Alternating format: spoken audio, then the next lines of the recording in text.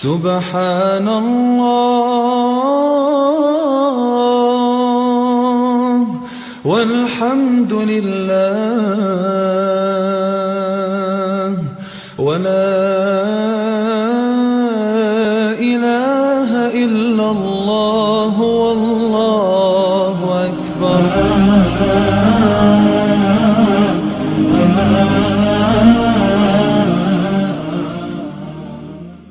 ولا حول ولا قوة إلا بالله العلي العظيم. أعوذ بالله من الشيطان اللعين الرجيم. بسم الله الرحمن الرحيم. الحمد لله الذي هدانا لهذا وما كنا لنهتدي لولا أن هدانا الله لقد جاءت رسل ربنا بالحق والصلاة والسلام على رسول الثقلين محبوب رب المغربين والمشرقين جد الحسن والحسين بالقاسم محمد اللهم صل على وطيبين الطاهرين المعصومين ولعنة الله على أعدائهم أجمعين. أما بعد فقد قال الله سبحانه تبارك وتعالى في كتابه المجيد والفرقان الحميد. بسم الله الرحمن الرحيم. ليشهدوا منافع لهم ويذكروا اسم الله فی ایام معلومات علی ما رزقهم من بہیمۃ الانعام فکلوا منها وآتموا البائس الفقیر. صدق اللہ العلی العظیم و صدق اللہ العلی المرسلین والحمد للہ رب العالمین. سامعین کرام السلام علیکم جمیعا ورحمۃ اللہ وبرکاتہ.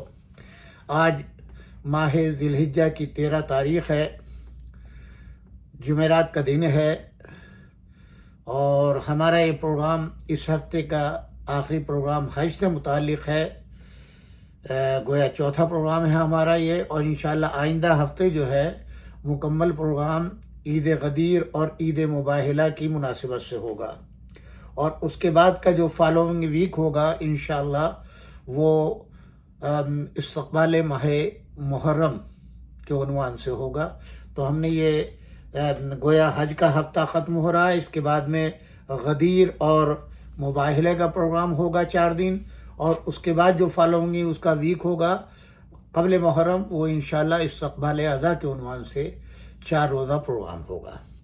قرآن مجید کے سورہ حج کی آیت نمبر 28 کی تلاوت کا شرف حاصل کیا ہے. ارشاد ہو رہا ہے پروردگار عالم کا کہ میں اپنے وفادات کو اپنی آنکھوں سے دیکھ لیں، اور ان مخصوص ایام میں چوپاہوں کی صورت میں انہیں جو روزی دی ہے قربانی کرتے ہوئے اس پر اللہ کا نام لیں، پس قربانی کا گوشت خود بھی کھاؤ اور تنگ دست محتاج کو بھی کھلاؤ.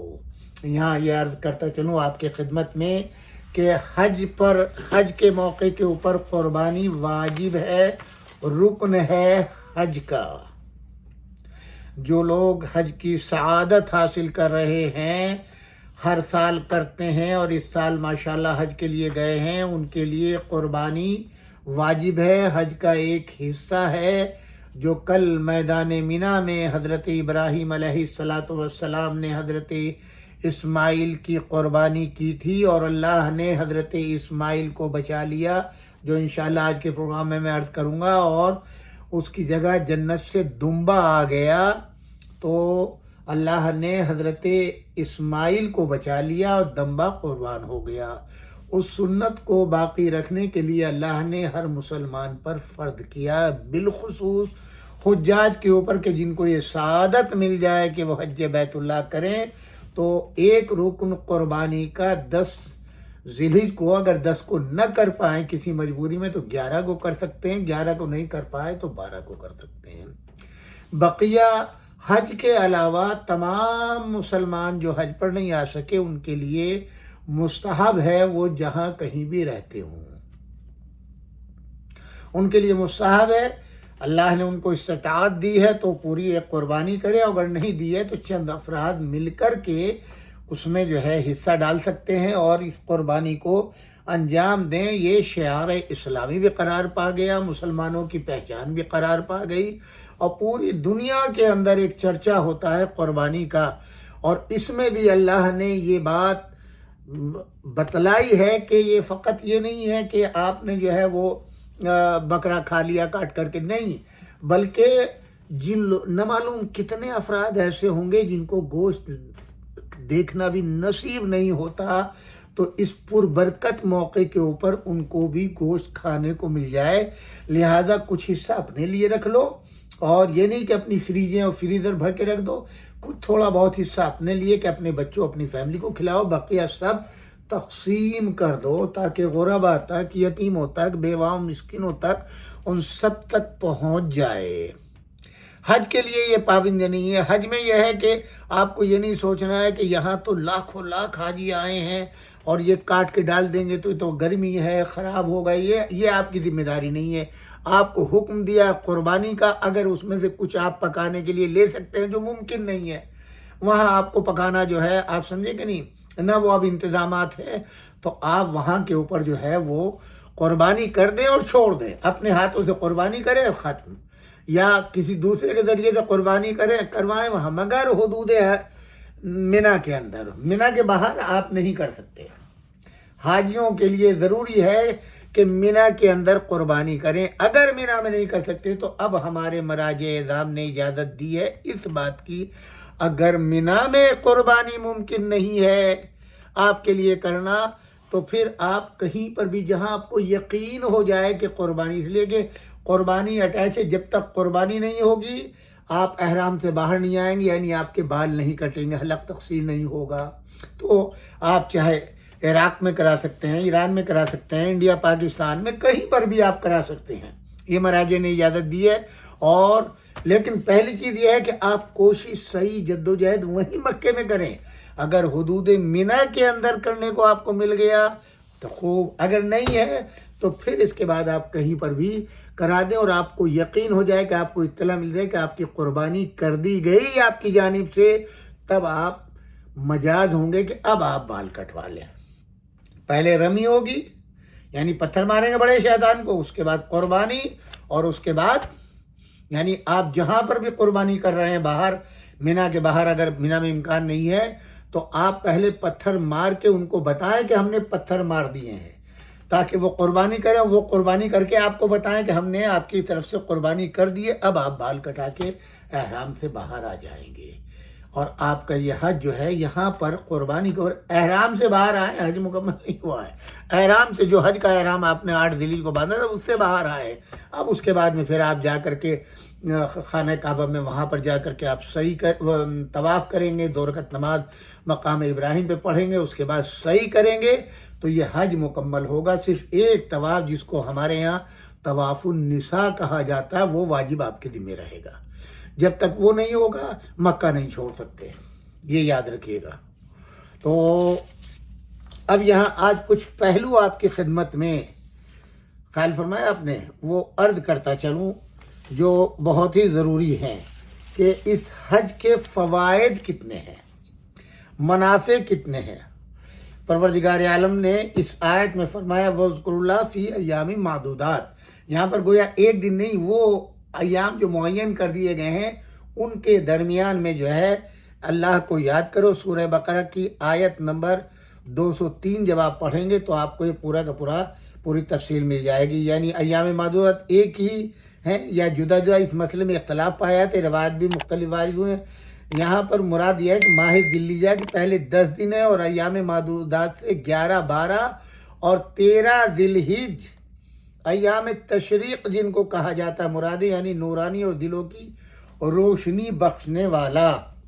بعض مفسرین چند روایات کی بنیاد پر دونوں میں سے ایام تشریق مراد لیتے ہیں۔ ایام تشریق کے مصداق میں بھی اختلاف ہے، کبھی اس سے ماہ ذی الحجہ کی 11، 12، 13 تاریخ مراد لی جاتی، کبھی 10ویں کے دن یعنی قربان کے دن کو بھی شامل کیا گیا ہے۔ فمن تعجل فی یومین فلا اثم علیہ، یعنی جو شخص مناسک کے حج کے 2 دنوں میں عبادت کرے اس پر کوئی گناہ نہیں ہے۔ بہرحال سورہ بقرہ کی آیت ہے، اس سے ایام تشریق کے 3 دن ثابت نہیں، کیونکہ یومین کے قرینے سے یہ قیاس واجب، بہرحال یہ ایک دوسری اس میں چلے جائیں گے۔ مینا میں ذکر خدا متعدد روایت بھی، اس سے مراد تکبیریں ہیں جو عید قربان کے دن نماز ظہر کے بعد سے برابر 15 نمازوں تک پڑھنا مستحب ہے، یعنی 13ویں ذی الحجہ کی فجر تک۔ امام موسیٰ کاظم علیہ السلام کے حوالے سے یہ تکبیریں اللہ اکبر، اللہ اکبر، لا الہ الا اللہ واللہ اکبر، اللہ اکبر وللہ الحمد، اللہ اکبر علی ما ہدانا واللہ اکبر علی ما رزقنا من بہیمۃ الانعام، کہ 15 نمازوں کے بعد پڑھنا اس شخص کے لیے جو میدان مینا میں ہو۔ باقی حضرات کے لیے 10 نمازوں تک پڑھنا کافی ہے، یعنی 12ویں ذیلحج کی نماز فجر تک۔ یہ نقطہ بھی قابل توجہ ہے کہ تکبیرات والی روایت میں اس حقیقت کی دوسرا گواہ ہے کہ زیر بحث آیت میں جس کا تذکرہ وہ قربانی کرتے ہوئے ذکر سے مخصوص نہیں بلکہ مجموعی ذکر مراد ہے۔ حج کا فلسفہ اور اس کے مضمرات۔ حج کے عظیم الشان مراسم دوسری عبارات کی طرف فیوض و برکات کا سرچشمہ ہے، انفرادی اور اسلامی معاشرے کے بہت سے اجتماعی پہلوؤں کی عکاسی کرتے ہیں۔ اگر مناسک حج صحیح طریقے سے ادا کیے جائیں، ہر ایک رکن ٹھیک اسلامی تقاضے کے مطابق ادا ہو تو ہر سال مسلمانوں کا یہ محترم بالشان اجتماع اسلامی معاشرے میں نئے انقلاب کی داغ بیل ڈال سکتا ہے۔ حج کے عظیم الشان مناسک کے 4 پہلو ہیں جن میں ہر ایک دوسرے سے زیادہ بنیادی، گہرا اور مفید دکھائی دیتا ہے۔ اخلاقی حج کا پہلو۔ حج کا اہم ترین اخلاق یہ ہے کہ یعنی حج انسان میں زبردست اخلاقی انقلاب پیدا کرتا ہے، جو میں نے دوشنبے کی تقریر میں آپ کی خدمت میں پیش کیا۔ احرام کی پابندی انسان کو مکمل طور پر مادی تعیش، ظاہری امتیازات، مختلف لباس، رنگ روپ، زیب و زینت سے بے نیاز کر دیتی ہے۔ مختلف مادی لذات سے پرہیز انسان کو ضبط نفس، اصلاح اور شخصیت سازی کی طرف مائل کرتا ہے۔ مادی دنیا سے نکال کر فضائے روحانیت کی صدق و صفا کی سیر کراتا ہے، اور وہ لوگ جو عام حالات میں مغمومہ امتیازات، مراتب، فخر، ناز، سنگین بوجھ تلے دبے ہوئے ہوتے ہیں، اچانک اپنے آپ کو ہلکا، پرسکون اور آسودہ خاطر محسوس کرنے لگتے ہیں۔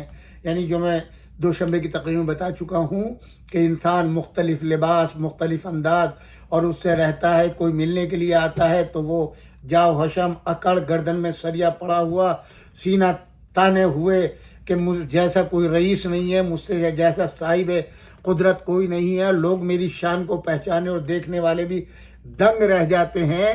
یہاں آنے کے بعد زبان کا فخر ختم ہوا، وہ اکڑ ختم ہو گئی، وہ لباس ختم ہو گیا، وہ تعیش ختم ہو گیا، اور یہاں بے آب ہو گیا کہ اندر بالکل جنگل میں وہاں تو اے سی ہے، صوفے ہیں، اور وہ قمقمے اور لائٹیں اور وہ سجاوٹ کوٹھی کی ہوتی ہے، مگر یہاں آنے کے بعد نہ وہ کوٹھی ہے، نہ وہ نوکر ہے، نہ چاکر ہے، نہ گاڑیاں ہیں، کچھ نہیں ہے۔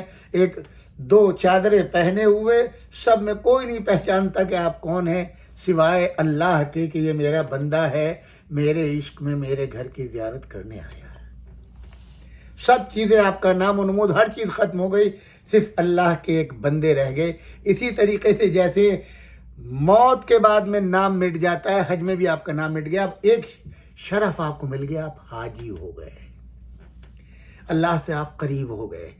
آپ کا وہ تمام عادت ہے جو دنیا میں آپ نے اپنائی، محنت کر کے تو حرام طریقے سے تو حلال جو بھی کچھ ہے وہ سب کا سب ختم ہو گیا۔ اب اللہ کی نظر کرم آپ پر ہے، یہ ہے میرا بندہ۔ دنیا میں آئے تو کوئی نہیں آئے تھے، ننگے آئے تھے، یہاں کے اوپر 2 لباس آپ کو مل گئے، اور اللہ نے آپ کے سارے گناہوں کو اس لباس پہننے کی برکت کے سبب سارے گناہ آپ کے ختم کر دیے۔ اس کے بعد حج کے دیگر مناسک انسان کے روحانی تعلقات بڑھاتے ہیں۔ انسان کا اللہ کے ساتھ تعلق لمحہ بلمحہ مستحکم سے مستحکم تر کر دیا جاتا ہے، اسے اس کے نزدیک تر لے جاتے ہیں۔ انسان کو آلودہ اور تاریک ماضی کی عطا گہرائیوں سے نکال کر چکا چوند مستقبل کی پر نور چوٹیوں پر لا کر کے کھڑا کر دیتے ہیں۔ قابل توجہ ہے کہ مناسک حج علل خصوص قدم قدم پر بت شکن ابراہیم اور اسماعیل اور حضرت ہاجرہ کے نظریات، کردار اور راہ خدا میں قربانیوں کو حجاج کے اذہان پر نقش کرتے رہتے ہیں۔ اس طرح مکہ معظمہ عموماً اور خانہ کعبہ، مسجد حرام، مطاف وغیرہ خصوصاً رسول اکرم صلی اللہ علیہ وآلہ وسلم اور صدر اسلام کے مسلمانوں کی یاد دلاتے ہیں، جس سے اخلاقی انقلاب حجاج کے ذہن پر، اذہان پر زیادہ گہرا ہو جاتا ہے۔ علاوہ ازیں ہر حاجی سرزمین مکہ اور مسجد الحرام میں گویا حضرت رسول اکرم صلی اللہ علیہ وآلہ وسلم، حضرت امیر المومنین علیہ السلام اور دیگر صحابہ کرام کی زیارت سے مشرف ہوتا ہے، ان کی رجسخانی اور کرتے ہوئے تلواروں کی جھنکار سنتا ہے۔ بے شک تمام مناسک حج اس طرح سے آپس میں مسلسل اور منظم ہے کہ مائل ذہن کے دلوں کو مکمل طور پر اخلاقی لحاظ سے اس طرح منقلب کرتے ہیں کہ الفاظ میں بیان نہیں کیا جا سکتا۔ واقعی حاجی کی کتاب زندگی میں ایک نئے باب کا اضافہ ہو جاتا ہے، اور جو بحار الانوار کی جلد نمبر 99 صفحہ 26 پر روایت ہے، کس قدر قرین حقیقت یخرج من ذنوب کہیت یوم ولدت امہ، یعنی حاجی حج کے بعد اپنے گناہوں سے یوں بری ہو جاتا ہے گویا وہ نومولود معصوم بچہ ہے۔ اب جب آپ اس تصور کو لے کر کے سرزمین مکہ پہ اترتے ہیں اور اللہ نے آپ کو یہ شرف دے دیا کہ آپ خانہ کعبہ کے پاس آئے ہیں، تو آپ رسول اللہ صلی اللہ علیہ وآلہ وسلم کی اس 13 سالہ زندگی کو جو مکے میں گزاری ہے، کس طریقے سے مشرکین کے درمیان فیصلے کرتے تھے، اب یہ سب آپ کے ذہن میں اور آپ تلاش جستجو کریں تو آپ سوچیں اس عبادت کا سچ۔ جو نئے نئے مسلمان ہوئے تھے اس وقت کسی کے پاس پہننے کو چپل جوتے نہیں ہیں، کسی کے پاس لباس نہیں ہے، پھٹا ہوا لباس ہے، بھوکے ہیں، پیاسے ہیں، مگر عشق الہی کے اندر وہ جو ہے اللہ کا کلمہ لا الہ الا اللہ، لا الہ الا اللہ، لا الہ الا اللہ پڑھتے ہوئے 313 کی تعداد تک پہنچے، اور رسول اللہ ان سب کو لے کر کے ہجرت فرما گئے مکے سے مدینہ۔ تو آپ کے اگر ذہن میں سب تصورات ہیں، وہ کون سا مقام ہے جہاں خانہ کعبہ کے پاس رسول اللہ نماز پڑھتے تھے اکیلے اسلام سے پہلے، ایک طرف جناب امیر المومنین علی ابن ابی طالب اور دوسری طرف جناب خدیجہ سلام اللہ علیہ۔ مردوں میں یہ 2 تھے، عورتوں میں اکیلی وہ تھی، اور کوئی دوسرا نماز پڑھنے والا نہیں تھا، اور عرصہ دراز تک یہ سلسلہ جاری ہوتا رہا، حتیٰ کہ قولوا لا الہ الا اللہ کی صدا ابو طالب علیہ السلام کے گھر میں بلند ہوئی، جس کو دعوت ذوالعشیرہ کہتے ہیں۔ یعنی واقعی حج انسان کے لیے تولد ثانی، ایسی پیدائش نو جو ایک نئی زندگی لیے ہوئے۔ یہ بتانے کی ضرورت نہیں کہ مذکورہ بالا فیوز و برکات اور وہ بعد میں ذکر ہوں گے ان افراد کے لیے نہیں ہیں جو مناسک حج کے ذوائح تک محدود رہتے ہیں، اس کے گوہر نیاب کو گنوا بیٹھتے ہیں، یہ حج کے بعد آنے کے بعد پرانی زندگی میں پھر گھر جاتے ہیں، ان کے لیے ہے، اور نہ ہی ان لوگوں کے لیے جو حج کو سیاحت اور تفریح یا مادی وسائل کے حصول کا ذریعہ سمجھتے ہیں، ان کے حصے میں وہی کچھ آتا ہے جو کچھ پالتے ہیں۔ یہاں بہت ضروری چیز یہ ہے، وہ افراد کہ جو عیش و تعیش کی زندگی گزار رہے ہیں، امریکہ، یورپ، کینیڈا اور آسٹریلیا اور دیگر ممالک میں زندگی گزار رہے ہیں، اور ان کے بچوں کو اتنی سوجھ بوجھ نہیں ہے، نہ وہ نماز پڑھتے ہیں اور دین کا کوئی کام نہیں کرتے، فٹ بال کا میچ ہو تو فوری بھاگ کے تیار ہو جائیں گے، ہزاروں ڈالر خرچ کریں گے، کرکٹ کا میچ ہو، کوئی اور کھیل کود ہو، ہر وقت ٹی وی کے اوپر وہ جو ہے وہ خالی ساکرز دیکھ رہے ہیں، یہ دیکھ رہے ہیں، وہ دیکھ رہے ہیں، اور جب ان کے والدین خوشی خوشی ان کو حج پہ لے جاتے ہیں تو ایسی مثالیں ہمارے سامنے موجود ہیں جو ہمارے سامنے آئی ہیں کہ بچے وہاں پہنچے، اس لیے کہ وہاں 5 اسٹار ہوٹل جو ہے وہاں سوئمنگ پول نہیں ہوتے، یہاں والی وہ ہوٹلیں نہیں ہوتی ہیں جہاں ہر طرح کی آزادی آپ کو ہوتی ہے، لہذا بہت سی فیملیوں کے بچے ہو جاتے ہیں، ارے یہ کیسی 5 اسٹار ہوٹل، یہاں تو سوئمنگ پول نہیں ہے، یہاں تو جو ہے وہ ٹی وی اس طریقے سے نہیں چل رہے، وہاں یہاں تو صرف قرآن کی تلاوت ہے اور چند وہ ہیں، یہاں تو جو ہے وہ کھیل کود کا کوئی وہ نہیں ہے، یہاں آپ کے ڈرامے نہیں آ رہے ہیں، فلمیں نہیں آ رہی ہیں، یہ کیونکہ ان کی ذہنی تربیت نہیں کی گئی ہے، لہٰذا اب وہ بہت سی فیملی ہیں جن کے بچے واپس آ گئے، جدے چلے جاتے ہیں حج چھوڑ کر کے، ماں باپ عاجز ہو جاتے ہیں، کم سے کم ہمارے تو وہ حج وہاں پہ ہوٹل 5 اسٹار لے کے دیتے ہیں، لو تم کم بختو یہاں کے اوپر دیکھو، اس لیے ضروری ہے حج پہ یا عمرے پہ لے جانے سے پہلے 8-10 دن تک مسلسل ان کی تربیت کرے کہ تم کہاں جا رہے ہو، وہ مقام معظم کون سا ہے، وہ آخرت کے تمام معاملات کو طے کرنے والی جگہ ہے، وہیں سے دنیا بھی ملے گی، وہیں سے آخر، یہ تمام چیزیں آپ کو اپنے بچوں کو تعلیم دلانی چاہیے اور باقاعدہ دکھانا چاہیے۔ اب تو نیٹ کے اوپر آپ کو ہر چیز مل جائے، خانہ کا وہ تمام زیارتیں کرائیں، وہاں ان کو بتائیں، یہاں گرمی کا اب دیکھا نا آپ نے 577 پیپل جو ہے وہ انتقال کر گئے ہیں اس عمرے میں گرمی برداشت نہ کرنے کی وجہ سے، منا عرفات اور عرفات کے راستے میں، اور وہ تمام وہ آپ دیکھیں ٹی وی کے اوپر کس صورت سے آ رہا ہے، اور لاشیں پڑی ہوئی ہیں، کوئی دیکھنے والا، کوئی پرسان حال نہیں ہے۔ تو یہ سب تعلیمات آپ اپنے کو دے کے تیار کر کے اس کے بعد آپ وہاں جائیں، تاکہ بچہ وہاں جو ہے فٹ بال کو یاد نہ کرے، کرکٹ کو یاد نہ کرے، ڈراموں کو یاد نہ کرے، فلموں کو یاد نہ کرے. وہاں صرف یہ اس کو جب تاریخ بتائیں گے، وہ 13 سالہ تاریخ رسول اللہ صلی اللہ علیہ وآلہ وسلم کی جو آپ نے اسلام کے بعد گزاری کیسے جمع، تاکہ وہ نقوش کو وہاں پر تلاش کریں. خانہ کعبہ کی دیوار کہاں سے شق ہوئی، زمزم کہاں سے نکلا، اور یہ تمام جستجو آپ کریں گے تو آپ کامیاب ہوں گے، آپ کو ملے گا. اور اس وقت صرف اللہ کا تصور ہو، وہی خالق ہے، وہی مالک ہے. اس نے یہ اجازت دی ہے کہ ان کے گھر کی زیارت کریں، یہ ہمارے لیے شرف ہے. اب لفظ حاجی آپ کے نام کے ساتھ رکھتے ہیں. اس کے بعد آپ دیکھیے کیسی روحانی طاقت آپ کے اندر، ہر وقت آپ کو نماز کا شوق ہوگا، ہر وقت تلاوت کلام پاک کا شوق ہوگا. دو ہی چیزیں ہیں، یا نماز ہے، تلاوت کلام پاک ہے، یا پھر یہ دیکھنا جناب فاطمہ کہاں پیدا ہوئی، جناب خدیجہ کا عقد کہاں ہوا، عقد پڑھنے والا کون تھا. یہ ساری چیزیں آپ چند ایک کاپی بنا کر کے اپنے فون کے اندر آپ جو ہے وہ بنا کر کے جائیں کہ میں اس چیز کی تلاش کروں گا. نہ ملے مگر آپ ڈھونڈے تو اس جگہ کو جانے کے بعد میں پھر دیکھیے کیا لطف آتا ہے. کسی مولوی کو پکڑ لیجیے وہاں پہ، مولانا ہم نے تو یہ سنا ہے، ہمیں بتائیے کہاں ہوا. تو وہ پھر ظاہر ہے آپ کو نشانات دیکھ کے معلومات ہو کر کے اندازہ، وہ جگہ تو نہیں رہی مگر بتا سکتا ہے کہ دیکھیے ہم بھی تو بتاتے ہیں آپ کو، ہمیں کسی نے تو بتایا ہوگا نا، ہم نے بھی تو معلومات کی ہوگی نا. میں نے کل آپ کو باتھ روم وغیرہ کے بارے میں بتایا تھا کہ جہاں خدیجہ الکبریٰ سلام اللہ علیہ گھر تھا اور مسجد تھی.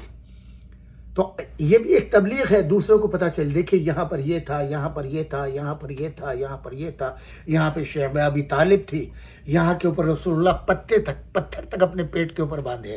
یہ خانہ کعبہ کا وہی دروازہ ہے کہ جہاں کے اوپر رسول اللہ صلی اللہ علیہ وسلم نے سورہ انا اعطیناک کل کوثر کو لٹکا دیا تھا. اگر تم قرآن کا جواب لا سکتے ہو تو لاؤ ایک چھوٹے سے سورہ کا جواب لے آؤ. انہوں نے جو قصیدے لگوائے تھے شب معلقہ کہلاتا ہے، ان کو دیمک کھا گئی اور قرآن کا یہ سورہ باقی رہا.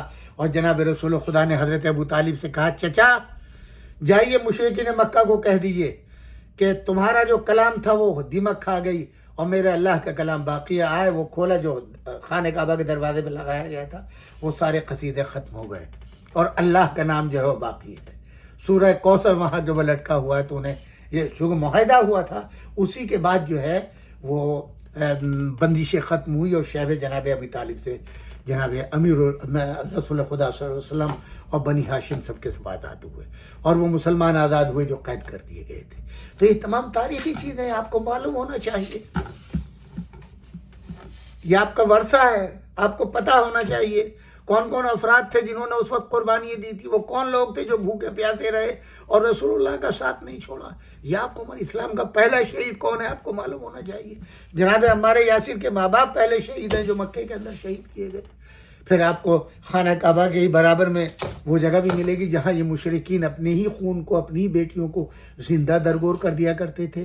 تو خالی طواف کر لینا حج نہیں ہے، صحیح کر لینا حج نہیں ہے، بلکہ یہ ساری معلومات آپ تلاش کرنے کی کوشش کریں.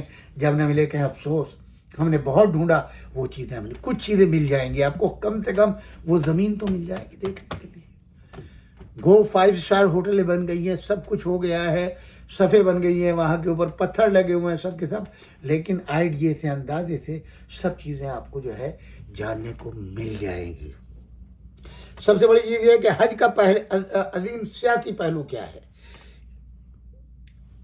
امام خمینی رحمۃ اللہ علیہ فرماتے تھے کہ اسلام کا سب سے عظیم پہلو سیاسی پہلو ہے، جو میں بتا چکا ہے، میں دوبارہ نہیں جانا چاہتا ہوں کہ آپ ملکوں کی حدود کو توڑ کر کے آ رہے ہیں ایک جگہ کے اوپر، ہر ملک کے سب آ رہے ہیں. اس سے بڑا اور کیا ہو سکتا ہے کہ آپ کو ایک ساتھ گفتگو کرنے کے لیے، سننے کے لیے ملتا ہے. خوشی ہوتی ہے کہ کہاں یہ کہاں سے آیا، یہ کہاں سے آیا، یہ کہاں سے آیا، یہ کہاں سے آیا، یہ کہاں سے. ہر ایک کی زبان الگ، ماحول الگ، ملک الگ، سب کچھ الگ، مگر وہ جذبات آپ کی خوشی کے ہیں کیونکہ تعصب کی اینک اتر گئی ہے، فرقہ بندی سے نکل کے آئے ہیں. یہاں صرف آپ مسلمان ہیں، اللہ کے مہمان ہیں. آپ کوئی لفظ اپنی زبان سے ایسا نہیں ادا کر سکتے کہ جو دوسرے کو تکلیف ہو. آپ کو فوراً ایک خوف الہی ہوگا میرا حج برباد نہ ہو جائے. اس سے بڑا اور پہلو ہو سکتا ہے کہ جہاں اس عصبیت کی دنیا سے نکل کے، قعر مذلت سے نکل کر کے آپ نور کی طرف آئے ہیں، اور اب آپ کے دل میں ایک محبت، ہر ایک کے لیے ایک ہمدردی ہے، ہر ایک کے لیے، بوڑھا جوان کوئی. اب آپ نے کسی سے نہیں پوچھا کہ آپ کا فرقہ کیا ہے، آئے کہاں تھے، نماز کیسے پڑھ رہے ہیں، قربانی کیسے، نہیں. آپ کے دل میں ایک عشق ہوتا ہے، ہر ایک کی ایک محبت پیدا ہوتی ہے۔ اب آپ کسی کو دیکھ کے ٹوکتے نہیں ہیں، پوچھتے نہیں ہیں آپ کا مذہب کیا ہے، مسلک کیا ہے، کہاں سے آئے کہاں سے نہیں آئے، وہ سارا تعصب آپ کا ختم ہو گیا۔ سب سے بڑا پہلو یہ ہے۔ اور اللہ کی طرف توجہ، عبادت اور مخلوق خدا کے حقوق کے تحفظ کے لحاظ سے سیاست، مناسک حج میں یہ دونوں پہلو آپس میں اس طرح سے مربوط اور منسلک ہیں گویا ایک کپڑے کا تانا بانا ہو۔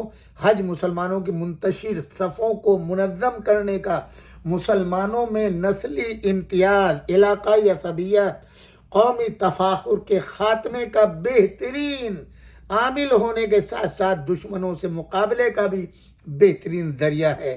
حج اظہار خیال پر، سفر استبدادی نظام و گھٹن، خوف اور دباؤ کے خاتمے کا بھی بڑا مؤثر ذریعہ ہے۔ مسلمان ممالک کے صحیح حالات، ایک دوسرے تک پہنچنے کا ذریعہ۔ غرض کہ حج استحصال طاقتوں کی چیرہ دستیوں سے آزادی اور استعماری زنجیروں کو توڑنے کا بہترین عامل ہے۔ یہی وجہ ہے کہ بنی امیہ اور بنی عباس جیسے ڈکٹیٹروں کے زمانے میں عوام کے بعض طبقات کے میل جول پر کڑی نظر رکھی جاتی تھی تاکہ آزادی کی تحریکوں کو کچلا جا سکے۔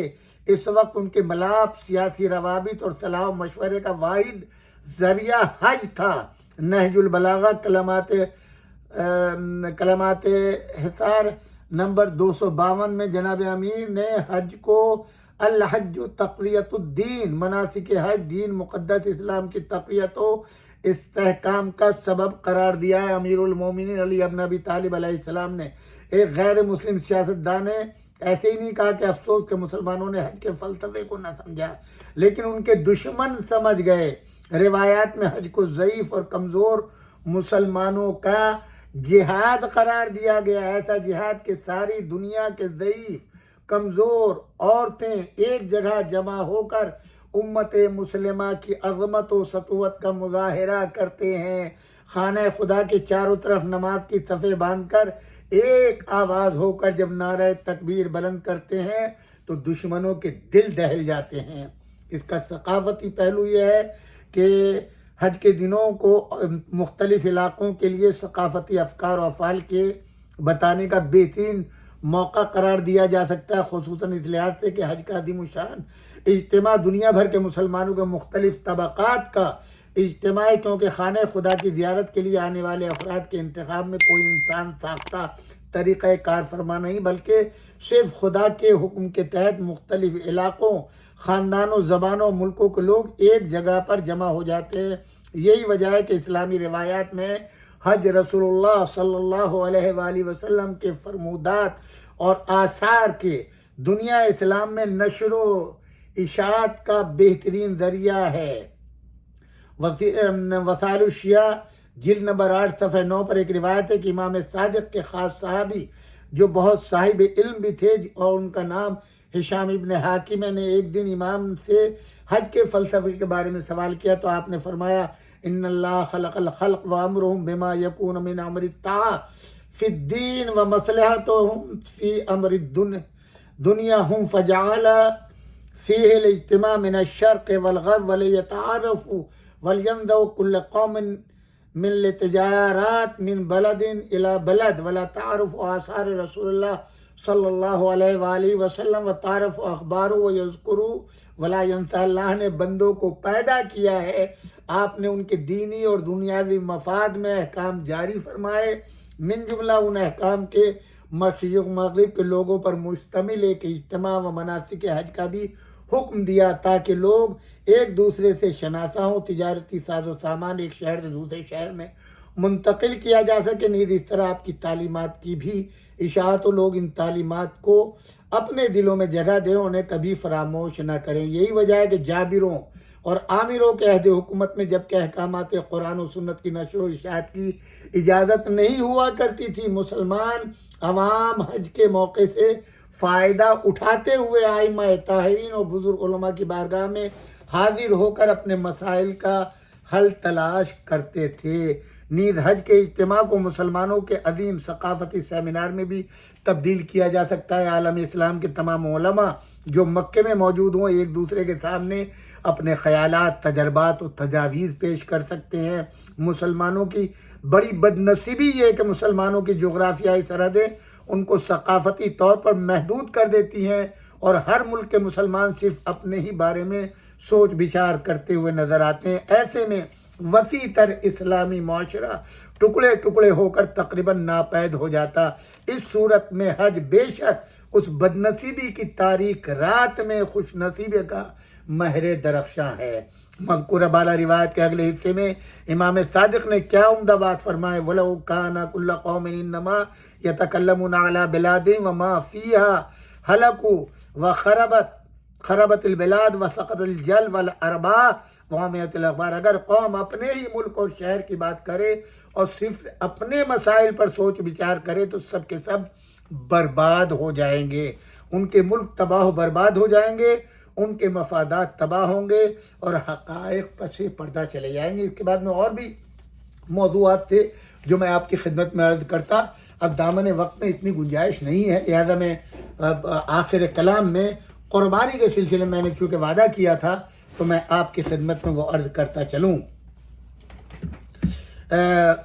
ظاہر ہے کہ اللہ کو ایک عظیم مرکز اپنے گھر کو بنانا تھا اور اپنا گھر بنوانا تھا حضرت ابراہیم علیہ السلام سے، تو اس لیے اللہ نے جناب سارہ جو حقیقی زوجہ تھیں آپ کی، ان سے کوئی اولاد نہیں تھی۔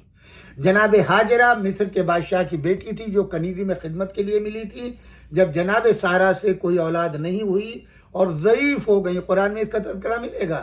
جناب اسماعیل تب آپ نے فرمایا کہ آپ کو اللہ نے یہ کنیز دی ہے تو آپ اس کو زوجیت میں لے لیں اور شاید اس سے اولاد ہو جائے، تو آپ نے جناب سارہ کی اس خواہش کو پورا کیا اور جناب اسماعیل پیدا ہوئے۔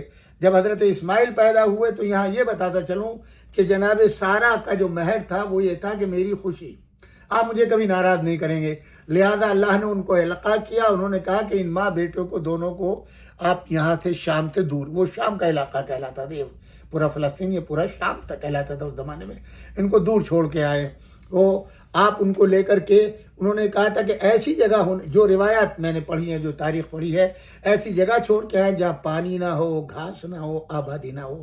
وہ معلوم کرتے کرتے کرتے کرتے ظاہر کہاں مکہ مدینہ 1000 میل کی دوری اور کہاں شام، وہاں آپ نے ان کو پہنچایا۔ اور اب آپ دیکھیں، یہ میں نے گزشتہ تقریب میں 2-3 دن کی عرض کیا ہے کہ آج کل کی ازواج کو یہ بات معلوم ہونی چاہیے، یہ تربیت ہونی چاہیے، یہ جذبہ ہونا چاہیے۔ ظاہری اسباب کچھ نہیں تھے، اللہ کے بھروسے پہ اپنی بیوی اور بچے کو چھوڑ کر کے، اللہ کے حوالے کر کے، فریاد کر کے، اور وہاں اطمینان دیکھیں جناب ہاجرہ سلام اللہ علیہا کا کہ اللہ کے اوپر بھروسہ، شوہر کی نصیحت، اور ان کو رخصت کر دیا۔ اور پھر جتنے آپ یہ دیکھیں، خالی ایسے ہی یہ قربانی رائے گاہ نہیں گئی، آج حج کے جتنے بھی ارکان ہیں ان سب کا تعلق جناب ہاجرہ سلام اللہ علیہ، جناب اسماعیل اور حضرت ابراہیم علیہ السلام سے۔ ان کا اطمینان دیکھیں کہ کس دل اور گردے کی بات ہے، ظاہری اسباب کچھ نہیں، اور اللہ کے بھروسے پر، اللہ کے حوالے اپنی بچے اور بیوی کو چھوڑ کے جا رہے ہیں۔ ادھر اس بیوی کو دیکھیں جو شیر خوار بچے کو لیے ہوئے، ظاہری اسباب کچھ نہیں ہے، اور اس کے بعد وہ عمل شروع ہوتا ہے کہ پانی ختم ہو گیا، کھانا ختم ہو گیا، پیاس سے بچہ تڑپ رہا ہے، اور ماں جو ہے وہ دوڑتی ہوئی جاتی ہے۔ اچانک صفا کی طرف دیکھا، پہاڑ چمک رہا ہے، پتھر، تو ایسے محسوس ہوتا ہے جیسے پانی بہہ رہا ہے، دوڑ کے جاتی ہیں وہاں پہ، اور پھر وہاں سے صفا پہ کھڑے ہو کے دیکھتی پانی نہیں ہے، تو مروہ کی طرف وہاں روشنی سورج کی پڑ رہی ہے تو وہاں چمکتے تو دوڑتی ہوئی جاتی ہیں۔ اور یہ حصہ جہاں گرین لائٹ لگا دی گئی ہے، یہ دوڑتے ہوئے جاتے ہوئے بھی اور آتے ہوئے بھی، یہ وہ مقام ہے کہ یہاں سے جہاں بچے کو لٹایا تھا اس کو دیکھیں، خانہ کعبہ کے پاس حجر اسود کے نیچے، ابھی خانہ کعبہ نہیں بنا ہے، وہاں کے اوپر بچے کو لٹایا تھا، کہیں ایسا نہ ہو کہ کوئی جانور کہیں سے نکل آئے اور میرے بچے کو نقصان نہ دے۔ اور جب 7واں چکر یعنی صفا سے آپ مروا کی طرف جائیں گے ایک، مروا سے صفا کی طرف آئیں گے دو، پھر اس طریقے سے جائیں گے. اب جب صفا سے مروا کی طرف گئے تو اس وقت جناب ہاجرہ نے دیکھا کہ ادھر ماں کی صحیح تھی، ادھر بچے کی صحیح تھی. بچہ پیاس کی وجہ سے تڑپ رہا تھا اور پیر رگڑ رہا تھا، اور پیر رگڑتے ہوئے اس رگڑ سے جو ہے پانی نکلا، چشمہ ابھرا. تو دوڑتی ہوئی وہاں آئی، دیکھا کہ پانی جو ہے چاروں طرف پھیل گیا ہے، بچہ اس پانی میں تیر رہا ہے. اور اس وقت کا زمزم، یعنی ٹھہر جا ٹھہر جا. اسی وقت اس کا نام آج تک زمزم ہے، صبح قیامت تک زمزم رہے گا. اور کتنا پربرکت پانی ہے. میرے گھر کے اندر 15 سال یا 17 سال کا رکھا ہوا پانی، جس کی کاک تک نہیں کھولی ہے، نہ کوئی بدبو نہ کوئی کیڑا. یہ برکت ہے پروردگار عالم کی. نہ ذائقے میں کوئی فرق آیا، نہ خوشبو میں کوئی فرق آیا. پورے علاقے، پوری دنیا میں جو ہے زمزم جاتا ہے. آپ دیکھیے یہ برکت ہے وہ زمزم، لہذا اللہ نے اس کو رکن بنا دیا. اور اب جو اصل مقصد ہے وہ کہنے کا کہ فلما بلغ معه السعي قال يا بني اني ارى في المنام اني اذبحك فانظر ماذا ترى. جناب ابراہیم علیہ السلام نے ایک روز خواب میں دیکھا بچوں کو ذبح کر رہا ہوں، دوسرے روز خواب میں دیکھا اپنے بچوں کو ذبح کر رہا ہوں، تیسرے روز خواب میں دیکھا. اور 3 دن تک یہ خواب دیکھنے کے بعد آپ نے جو ہے وہ اپنے بیٹے اسماعیل سے کہا، اے بیٹے میں نے خواب میں دیکھا کہ میں اپنے ہاتھوں سے تم کو جو ہے ذبح کر رہا ہوں. ذبح کرنے کے الفاظ ہیں. حضرت اسماعیل سے کہا بیٹا میں تمہیں ذبح کر رہا ہوں. یہ کوئی خواب ایسے نہیں تھا. جب حضرت اسماعیل سے کہا پورا خواب بیان کیجئے تو آپ نے بیان کیا. تو اس وقت کیا کہا حضرت اسماعیل نے؟ یا ابت افعل ما تؤمر ستجدنی انشاءاللہ من الصابرین. بابا آپ اس کو پورا کر دیکھیے جو خواب میں ہے. یہ خواب نہیں ہے، یہ حکم الہی ہے. لہذا کیجئے. وہ پوری ایک تفصیل ہے کہ آپ نے جو ہے دوست کے ہاں جانے کا ارادہ کیا اور بیٹے کو کہا کہ نہلا دیں اور نئے کپڑے پہنا دیں. کپڑے پہنائے، اس کے بعد میں باہر لے کے چلے، پھر واپس آئے، رسی اور چھری لی، شاید کاہے کے لیے قربانی نہ کرنی پڑے. اور یہاں سے بچے کو لے کر کے آپ نکل گئے. ایک تو یہ کہ نبی کو خواب میں حکم ہو رہا ہے، یہ ہمارا آپ کا خواب نہیں ہے، اللہ حکم دے رہا ہے. وہ دیکھ رہے ہیں کہ میں اپنے ہاتھوں سے اپنے بیٹے کو ذبح کر رہا ہوں. بڑے دل اور گردے کا کام ہے یہ امتحان تھا، آخری امتحان تھا حضرت ابراہیم علیہ السلام کا. غور کرنے کا مقام ہے. جب وہاں جائیں تو یہ سوچیں کہ بوڑھا باپ، حضرت ابراہیم بوڑھے ہو گئے ہیں، جوان نہیں ہے، اور یہ بچہ نوخیز بچہ اور ابھی اکیلا ہے. اور اس بچے کو ذبح کرنے کے لیے یہ لے کر کے چلے. ادھر سے ابلیس صاحب پہنچ گئے جناب ہاجرہ کے پاس. بی بی غضب ہو گیا. کیا ہوا؟ ابراہیم نے آپ سے جھوٹ بولا ہے. آپ کے بیٹے کو وہ ذبح کرنے لے گئے، دوست کے یہاں نہیں ہے. چادر اوڑھی، گھبرائے. ماں تھی نا، ماں تھی جس ماں نے پیٹ میں رکھا، دودھ پلایا، پرورش کی بغیر باپ کے. اور اب وہ بچہ، کیا کروں؟ گھبرا گئی، کانپنے لگی. کیا کروں؟ ایسے میں کہا کہ چادر اوڑھو اور میرے ساتھ چلو، بچاؤ بچے کو. فوراً چادر اوڑھی، دروازے تک آئی. ایک دم خیال آیا. اس نے کیا کہا؟ معاذ اللہ ابراہیم نے جھوٹ بولا ہے. نبی ہے امام، نبی جھوٹ نہیں بولتا. اور پھر مجھے نبی گھر میں بٹھا کے گیا ہے اور یہ مجھے باہر لے جا رہا ہے. ایک مرتبہ رکی، کہا بی بی کہاں رہ گئی، آئیے جلدی. کہا کیا کہا تو نے؟ جانتے ہو نبی ابراہیم کون ہے؟ تم کہتے ہو کہ ابراہیم نے جھوٹ بولا ہے. نبی جھوٹ بول سکتا ہے؟ وہ نبی ہے، خلیل اللہ ہے. کیسے تم نے کہہ دیا نبی جھوٹ بولتے؟ الزام لگاتا ہے. تو شیطان نے کہا کیسے بھیجا؟ کہا مجھے نبی گھر میں بٹھا کے گیا، بدبخت تو مجھے گھر سے باہر لے جا رہا ہے، لعنت ہو تیرے اوپر. یہ منجلا شیطان ہے. اس کے بعد یہ دھوڑا بھاگا اور وہاں سے حضرت اسماعیل کے پاس پہنچا. بچے تمہیں پتا ہے تمہارے باپ بوڑھے ہو گئے معاذ اللہ، ان کی عقل جو ہے کام نہیں کر رہی بڑھاپے کی وجہ سے. یہ خواب کچھ نہیں، یہ وسوسہ ہے.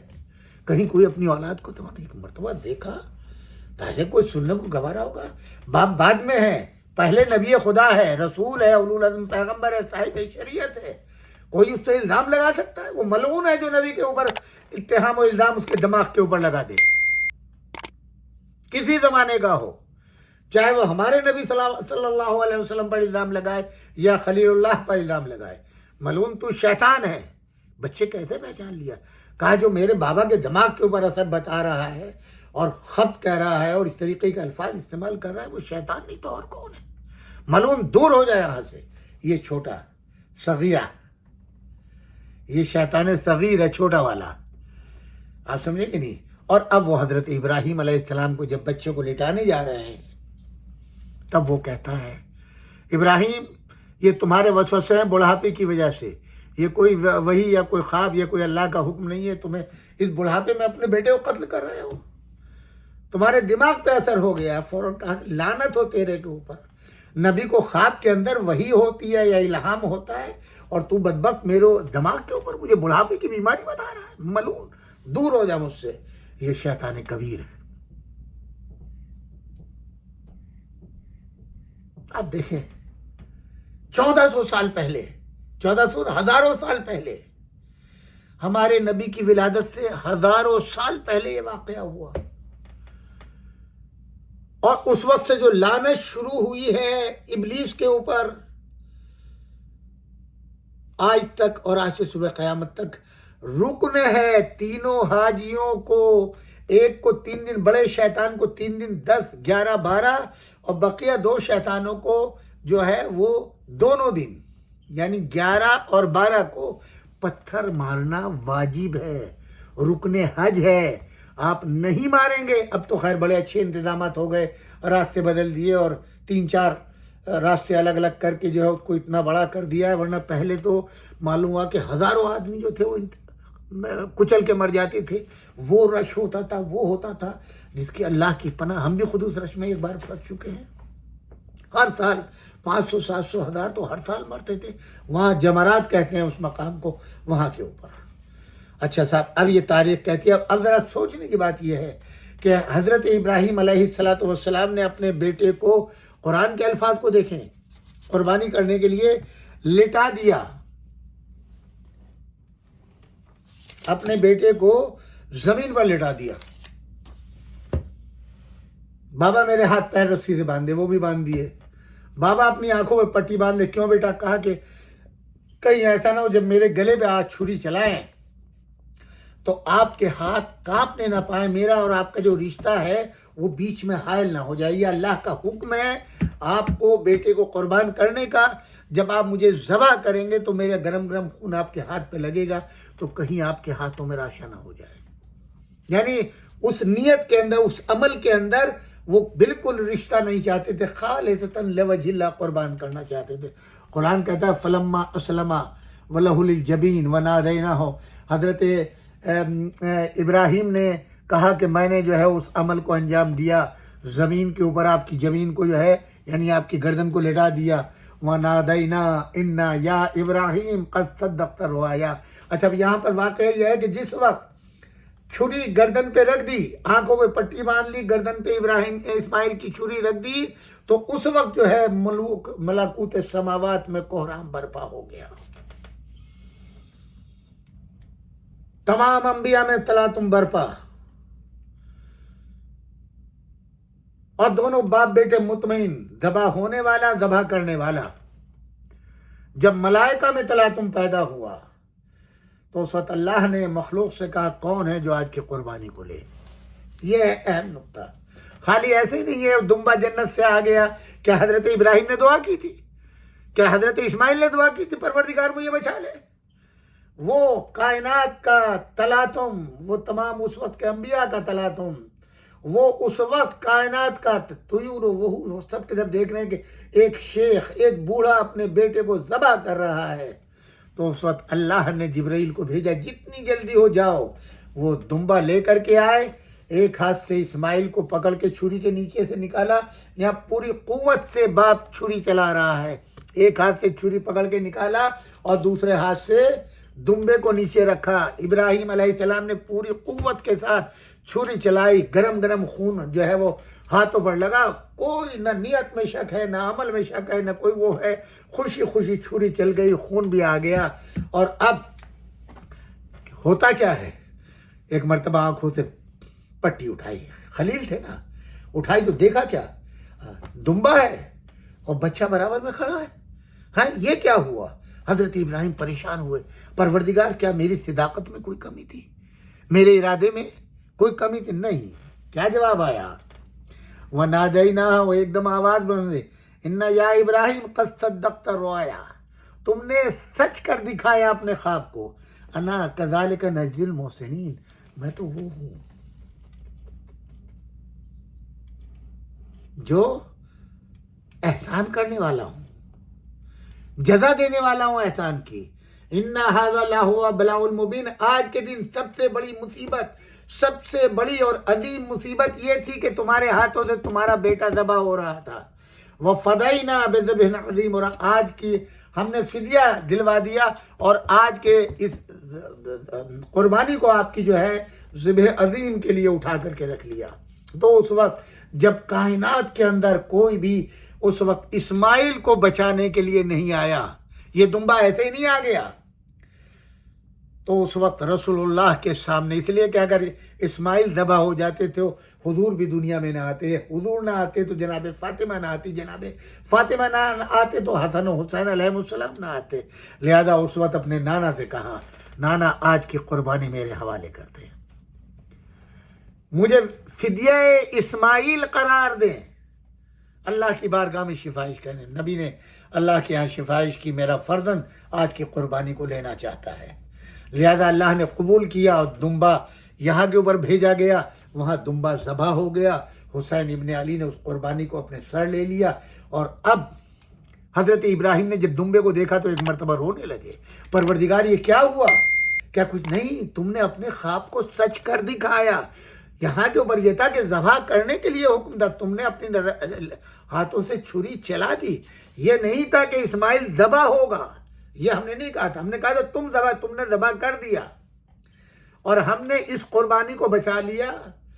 تو پھر کہا کہ آج سے پوری امت کے اوپر اس قربانی کو زندہ رکھنا ضروری ہے. لہذا جو حاجی جائے گا وہ اس قربانی کے بدلے میں ایک قربانی کرے گا، اور جہاں جہاں دنیا میں مسلمان ہیں ان کے لیے مستحب ہے وہ ایک قربانی کرے. بس اب یہی میرا ایک سوال ہے کہ فقط حضرت اسماعیل ذبح نہیں ہوئے تھے، ان کی جگہ دمبا ذبح ہوا. اب پوری دنیا کے اندر قربانی آج ہزاروں سال سے ہو رہی ہے، اسلام میں کم سے کم 1400 سال سے قربانی ہو رہی ہے، اور دنیا دیکھتی ہے ہر جگہ کے اوپر کیا جشن ہوتا ہے. اس کا نام ہی عید قربان ہے. تب آپ بتلائیں، جس حسین ابن علی نے اس قربانی کو اپنے سر لیا اور کہا پروردگار وہ قربانی، اسماعیل تو ایک تھے، میرے 18 ہوں گے، میں 72 قربانیاں تیری بارگاہ میں دوں گا.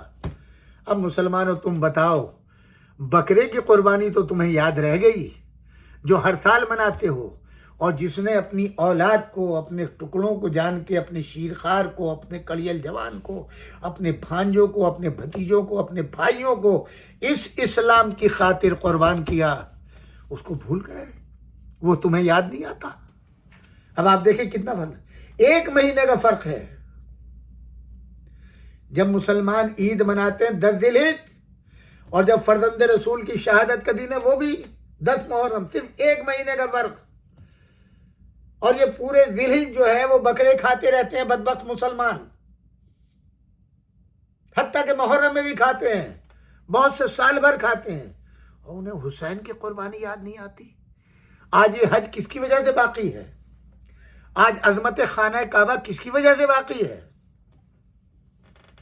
امام حسین علیہ السلام نے حج کو عمرے سے کیوں بدلا؟ حرمت خانہ کعبہ کی خاطر.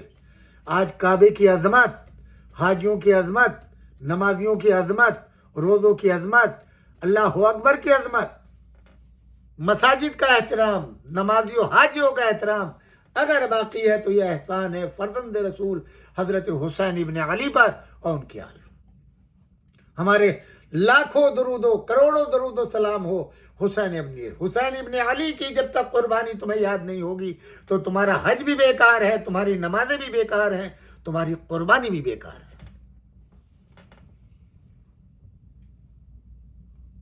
اس قربانی کا ذرا سا تقابل کرو.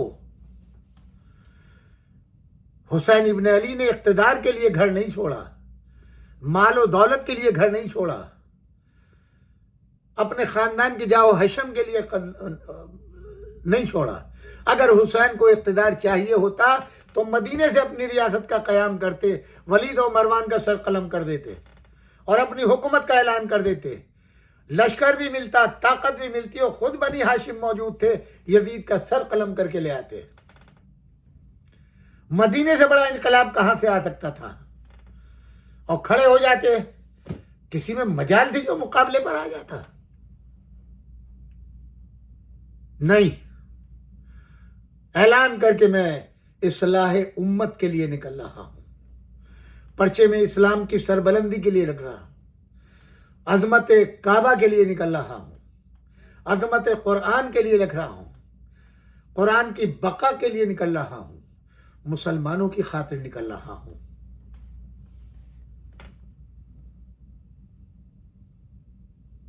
اس کا کچھ حصہ انشاءاللہ آئندہ ہفتے, چونکہ وہ بھی حج کا ایک حصہ ہے غدیر, جو اگلے ہفتے میں شروع کروں گا. میرا وقت ختم ہو گیا آج.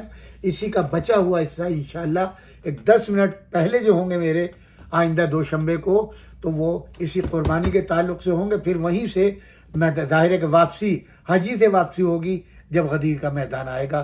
پروردگار عالم آپ سب کو سلامت رکھے, آپ کے رزق میں خیر و برکت دے, آپ کو کوئی غم نہ دے سوائے غم اہل بیت اطہار علیہ السلام کے. آپ کے بزرگوں کو اللہ سلامت رکھے, آپ کے مریضوں کو شفا عاجل و کامل ہو, آپ کے بچوں کو دولت علم و ایمان سے مالا مال کرے. پروردگار عالم آپ کو کوئی غم نہ دے سوائے غم کربلا کے. پروردگار آپ پر اپنا کرم اور فضل نازل فرمائے اور آپ کو پابند صوم و صلات فرمائے, حج کی توفیق عطا کرے, کربلا کی زیارت نصیب کرے. پروردگارہ ظہور امام زمان علیہ السلام میں تاجیل فرما, ان کے اعوان و انصار میں ہم سب کا شمار فرما. 1 مرتبہ سورہ فاتحہ, 3 مرتبہ سورہ توحید کی تلاوت فرما کر اپنے مرحومین, میرے مرحومین مولانا سید تلمیذ الحسنین رضوی, باقر رضوی صاحب, دیگر تمام مومن و مومنات آپ جہاں جہاں سن رہے ہیں وہاں کے مومنین جن کا کوئی فاتحہ پڑھنے والا نہیں, جنہوں نے آپ کو دین کی قرآن کی تعلیم دی ہے, صحیح راستہ آپ کو دکھایا ہے, ان سب کی ارواح کے لیے سورۃ الفاتحہ. والسلام علیکم جمیعا ورحمۃ اللہ وبرکاتہ.